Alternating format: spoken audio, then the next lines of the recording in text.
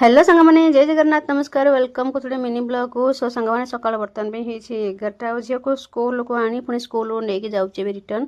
तो ये मुझे कहली प्रीवियस ब्लॉग कि मत गोटे पार्टी को जबार अच्छी तो पार्टी को जी बुके ना तो नहब ना तो से बुके पलि आसी आउ ढेर सारा बुके देखला मोर ये गोटे चॉइस है तो से बुके नहीं जाऊँ आउ कि नहीं एक्सट्रा रेड रोज तो ये बुके नहीं पलि आसली सांग घर को आ सांग रेडी हो शाढ़ी फाड़ी पिंधिकी तो चलो मत रेडी हाँ पड़ो आई रेड शाढ़ी मुझे पिंधि तो केमती कौन लगे कमेंट जनइबे गोटे शाढ़ी पिंधि सारापर रेडी होकर आम पलि आसू ये कैब बुक करूँ तो कैब ये मोर पुराना सांग 10 वर्ष तलर ता पुओ हूँ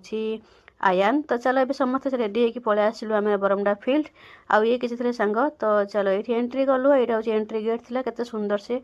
सजा होता सेल्फी पॉइंट आ सेल्फी पॉइंट ढेर सारा फोटो उठला आम ए एंट्री करूँ आमर मेन स्टेज पाखु तो यहाँ था मेन स्टेज केते सुंदर से सजा होती आठी मैडम को सांगे आमर देखा हो गला जी कि अपराजिता षडंगी मैडम झीर थी आज रिसेप्शन तो रिसेप्शन को आमको किसी इनभाइट तो ये आम मैडम को सांगे किसी फोटो फोटो फोटो उठेलु आ कि कथबार्ता होगी बुके देकी सह कथा हलु आठ झी अर्चिता षडंगी केते नम्र भाव समस्त को प्रणाम कर